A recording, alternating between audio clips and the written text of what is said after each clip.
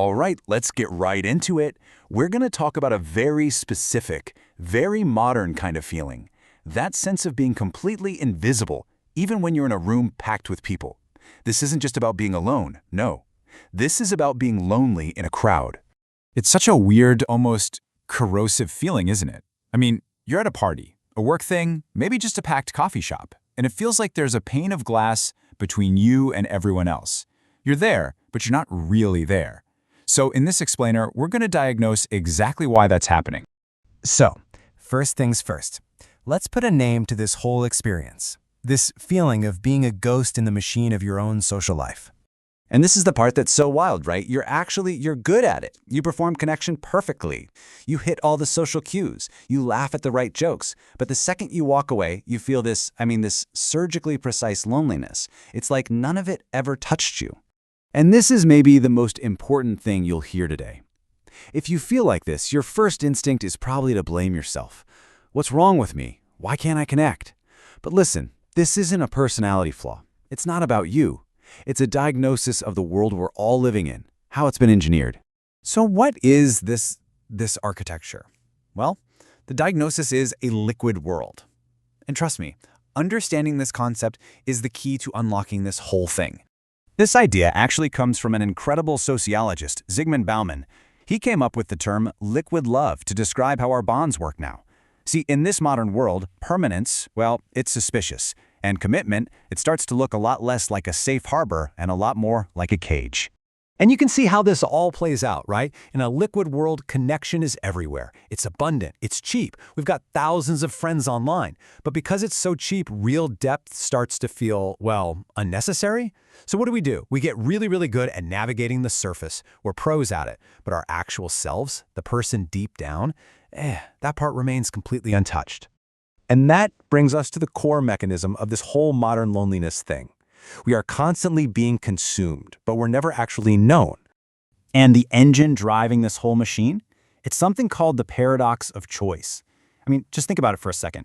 When you have an infinite scroll of potential partners or friends just to swipe away, the cost of switching is basically zero. So without even realizing it, your brain just stops seeing any single person as irreplaceable. Why would you invest deeply when a shinier, seemingly better option is always right there? This quote, wow, it just cuts right to the bone, doesn't it? Intimacy isn't about finding some perfect, frictionless person. It's about making a choice, a radical one, to say you, with all your flaws, are worth more than the fantasy of what might be next. And this chart here just lays it all out so clearly. On one side, you've got being consumed. It's fun, it's pleasurable, you get likes, you get attention, but it leaves you totally unchanged. It's a simulation of closeness, like junk food that provides zero nourishment. Then you have being known. And yeah, that's uncomfortable. It means you have to show the parts of yourself that you normally edit out. But that's the transformational process. That's what builds a real connection. What this all creates is what you might call a collector's mentality.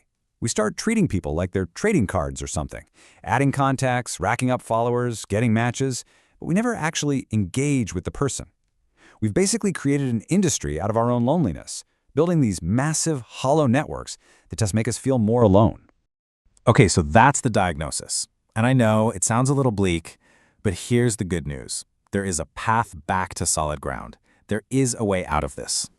So look, getting from liquid back to solid relationships takes a conscious effort. There's kind of a protocol for it. Number one, you have to endure what's called the death of the beginning. That's when the initial spark fades and you have to actually stay for the slow, messy work of the middle.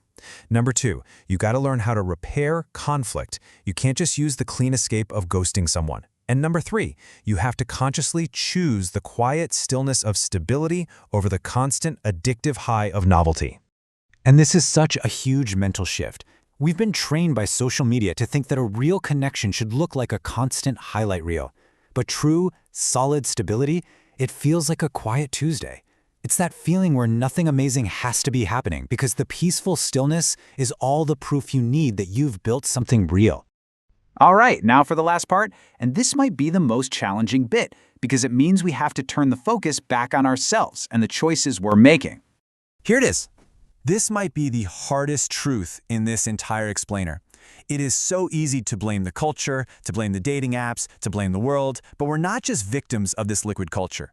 We are active participants.